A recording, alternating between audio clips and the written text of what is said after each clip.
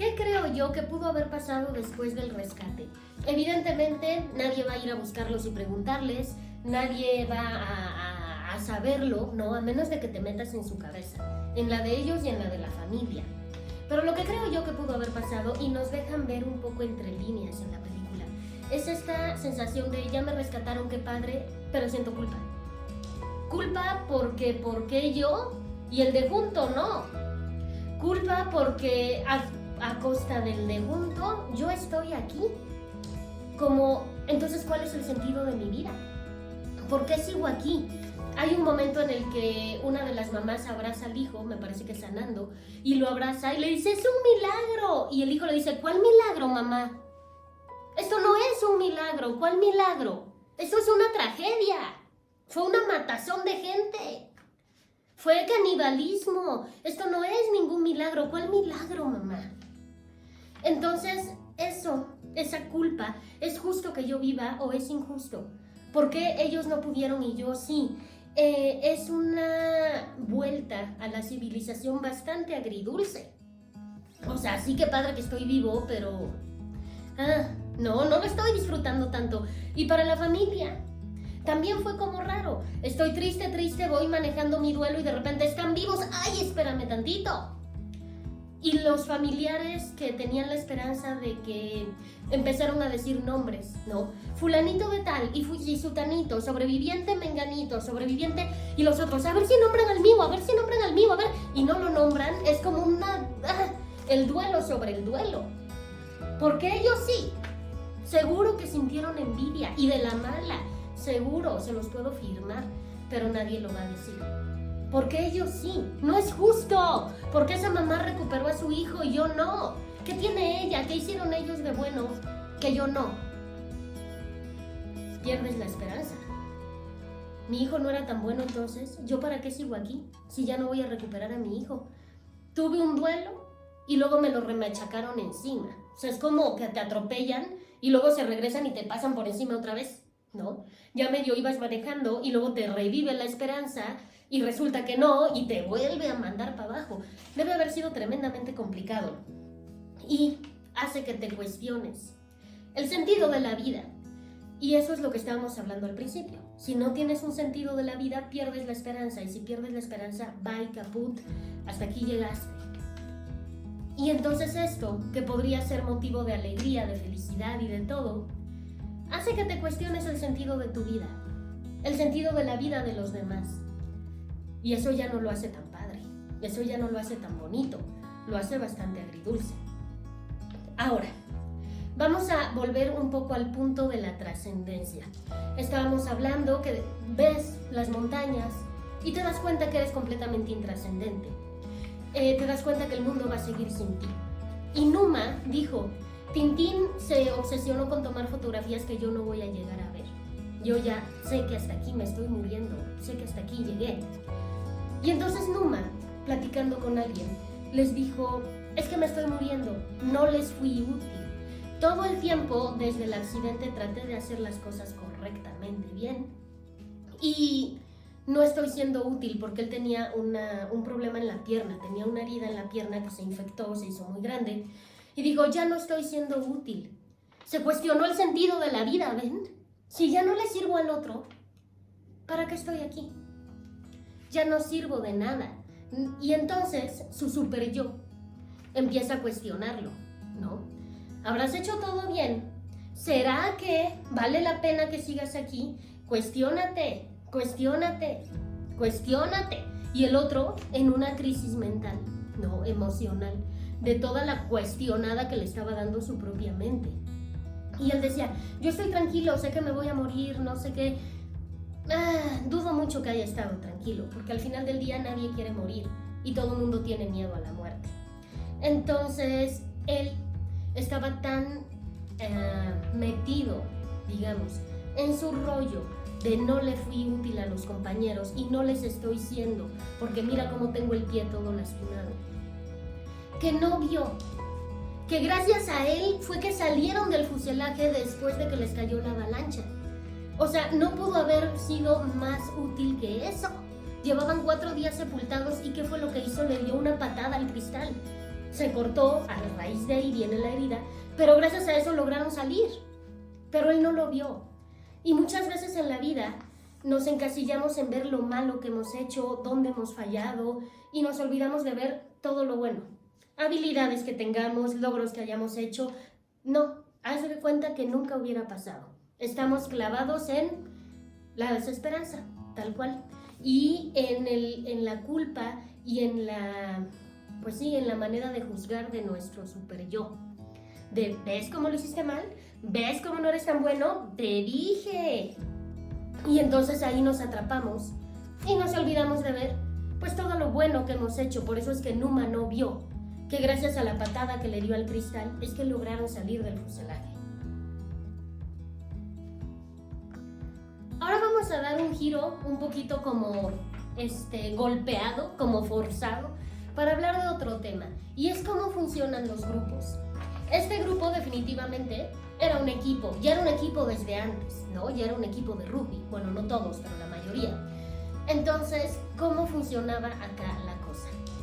La cuestión es que cuando el grupo empieza a detectar amenaza, ¿no? Individualmente, digamos, cada uno empieza a detectar una amenaza, empieza a comportarse de una manera específica para afrontar o confrontar, ¿no? Depende del caso, la amenaza. Y ese comportamiento, ese lenguaje no verbal y en algunos casos verbal, hace que como que se contagie el miedo a los demás que a lo mejor no lo habían tenido o no lo habían notado. Entonces empiezan como a contagiar gracias a la empatía, ¿no? O sea, yo veo que el de enfrente tiene miedo, soy empático, me empieza a dar miedo también, ¿no? Me da miedo que él tenga miedo y también empiezo a sentir miedo yo. Es como cuando es el primer día de clases en un kinder. Entra uno que viene llorando y los que estaban adentro, que estaban tranquilos, empiezan a llorar de la nada. Y la maestra tratando de calmar a 20 por uno que se soltó a llorar y empezó a contagiar al resto. Y es que sin querer, cuando tenemos miedo, mandamos este mensaje a los demás. Y los demás se ponen en modo alerta. ¿De qué sirve eso? Pues de que cuando vivíamos en tribus, en comunidades, así, con que uno detectara una amenaza ya ponían alerta a todos. Y eso era básico para la supervivencia, ¿no? ¿Cómo vamos a sobrevivir como especie si cada uno fuera individual? El ser humano está hecho para vivir en grupo. Entonces, con que uno se pusiera mal, empezaba a contagiar al resto. Y de ahí empezaron a salir los líderes. El líder no salió y dijo, ¡ay, hola! No, me postulo para líder. Obviamente no. ¿De dónde salen? Pues de que los demás los ponen en esa posición, quieran o no, te guste o no. ¿Quiénes eran líderes acá? Numa, Nando, Roberto. Ellos eran como los líderes. Había otro, Carlos me parece. No recuerdo muy bien los nombres, la verdad soy pésima. Pero bueno, ellos fueron líderes impuestos por los demás. ¿Cómo eligen a los demás al líder? Lo eligen porque ven que tiene la mayor capacidad para llevar al grupo al objetivo. Entonces, si yo estoy viendo que tienes habilidades de comunicación, que eres el menos nervioso, el que menos ha perdido el estribo, que eres el que está pensando con mayor sensatez, o el mayor en edad, o el que tiene mayor conocimiento, sin hacerlo muy evidente, te voy a postular, comillas, como líder. Y entonces empiezan a preguntarles, ¿tú qué harías? ¿Qué vamos a hacer? ¡Dinos! Y los demás empiezan a subordinar voluntariamente a ese líder. Y así funciona todo, ¿eh? Funciona en las escuelas, funciona en los trabajos, funciona en las familias. Hay unos que son los líderes porque los demás ven en ellos esa actitud y los demás voluntariamente se subordinan y difícilmente van a cuestionar lo que el líder diga. Por eso es que hubo este problema cuando el tema del consumo de la carne humana, porque unos líderes dijeron hagámoslo y los otros entraron en conflicto, algunos, y dijeron yo no porque tu super yo te dice que no, pero tu líder te está diciendo que sí, y ellos entraron en conflicto así de lo hago o no lo hago, porque el líder dice que lo haga, y él sabe cómo llevarme al objetivo, es el líder, es el más capaz, pero mi super yo, mi moralidad, mis creencias, mi cultura, me dicen que yo no me puedo comer a otra persona, y mucho menos a una persona que conocí, que fue mi amigo o que fue mi familiar. Entonces, ahí tenían que confiar. Y la confianza fue básica desde el minuto 1. Tenían que confiar en que el líder los iba a poder llevar, ahora sí que a puerto seguro. Tenían que confiar en sus decisiones. Tenían que confiar cada vez que 3 o 4 voluntariamente se iban a buscar la cola del avión. Y sabrá Dios cuándo volvían, si es que volvían, en qué condiciones volvían, qué iba a pasar con los que se quedaban sin líderes, porque normalmente los líderes eran los que se iban. Entonces los que se quedaban también han de haber sentido mucha incertidumbre.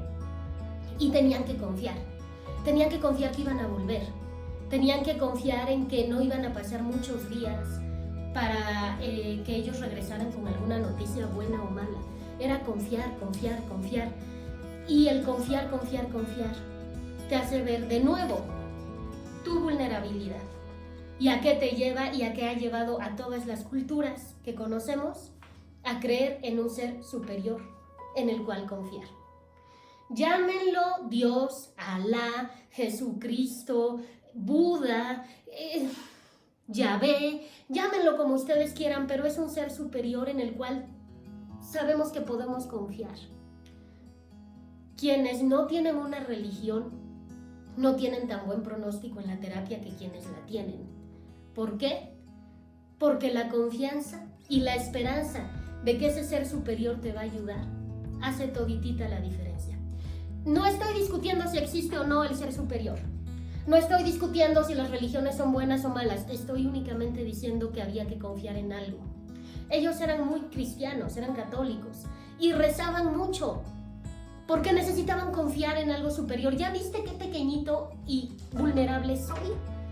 Necesito a alguien de arriba que yo sienta que desde arriba me está viendo y me está cuidando, porque si no es que no hay modo. Entonces había que confiar en el líder, confiar en el tiempo, confiar en Dios, confiar en ellos mismos, confiar y a veces confiar es bien complicado en cualquier situación. Así es de que sí, finalmente llegamos en la película al momento donde los rescatan, todos se reúnen con las familias, van al hospital, los curan, ya están comiendo comida que no es comida humana, ¿no? Ya todo como que pinta muy bien, pero es agridulce. Incluso la misma música de la película te hace ver que, ay, no, como que sí, pero tuvieron un duelo, muchos duelos, de hecho. El primer duelo fue, cualquier duelo para la psicología, cualquier duelo, más bien cualquier pérdida es un duelo. Cualquier cosa que tenías y luego ya no tienes es un duelo. Así haya sido cualquier cosa absurda. Vendí mi carro, es un duelo. Hay gente que hasta se toma foto con el coche antes de venderlo, ¿sí o no? Porque te desprendes de algo que tenías y luego ya no lo vas a tener. Ellos vivieron un duelo porque se desprendieron de la vida que tenían. De la gente, de la cultura, de la civilización, de la familia, de bla, bla, bla, bla. Siguiente duelo, se empiezan a morir los compañeros. Entonces cada uno les generaba un duelo nuevo. Entonces tenían como muchos duelos abiertos al mismo tiempo. Siguiente duelo, empiezan a perder todo lo que ellos habían como ido formando y se les empieza a acabar. Se empieza a acabar la comida, se empieza a acabar la ropa, se empieza a acabar. Y es otro duelo, es esto, yo lo tenía, ya no lo tengo. Había comida en las maletas y ya no hay. Duelo. Siguiente duelo viene la avalancha. Y entonces lo sepulta bajo la nieve. Y aplica estábamos mejor cuando estábamos peor. Ya estábamos bien amolados, pero era preferible. Entonces ahora tengo un duelo porque era mejor como estábamos. Teníamos libertad y ahora ya no la tenemos. Estamos abajo de la nieve. Pero el otro duelo viene cuando los rescatan. Y ustedes van a decir, ay, claro que no, iban bien contentos y estaban hartos, no, nadie quiere eso. Es un duelo. ¿No vieron cómo se elevan los helicópteros y estos van viendo por la ventana el fuselaje? ¿No vieron cómo se aferraron a llevarse partes del avión? Así de, voy a quitarle el letrero de exit y me lo voy a llevar. Uno llevaba el gorro del capitán, que se lo puso todo el tiempo. Otros llevaban sus lentes oscuros que traían una parte sí y la otra no. Uno llevaba una maleta, que hasta le dijeron, maleta no, ya más peso, ya no. Y el otro, pues no me subo al helicóptero y hazle como quieras, pero no, me voy. Es un duelo. Voy a agarrar de aquí lo que me pueda llevar. ¿Por qué? porque te apegaste a donde viviste 72 días. Pero es que vivieron horrible y se morían todos. Sí, pero es un duelo y es un apego. Te apegas a las cosas, aunque no sean maravillosas, te apegas. No digo que no estuvieran felices de irse, claro que sí, pero se apegaron, se encariñaron y agradecieron a ese pedazo de montaña, de llanura y a ese fuselaje medio partido a la mitad del avión, que gracias a eso están vivos. Si hubieran quedado a la intemperie, se hubieran muerto. Entonces fue como desprenderse de lo que los mantuvo vivos. La ropa regada, el pedazo de avión, los asientos, los cinturones de seguridad, todo lo que ocuparon para sobrevivir. Fue como un agradecimiento y como me llevo un pedazo de esto. Es muy profundo. No sé si estoy logrando con palabras expresar la profundidad de esto. Me voy a llevar un pedazo de esto. Esto es parte de mi vida, es un antes y un después. Así como ahora todo lo medimos antes y después de la pandemia. ¿A poco no? Ya no es antes y después de Cristo, es antes de la pandemia, después de la pandemia. Y no es que la pandemia nos haya encantado, no. Yo el otro día me encontré en una de mis bolsas de mano un cubrebocas y hasta me dio nostalgia.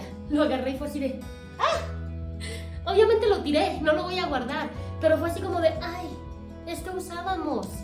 Nos aferrábamos al cubrebocas porque nos iba a salvar la vida. Ellos se aferraron al fuselaje porque les salvó la vida.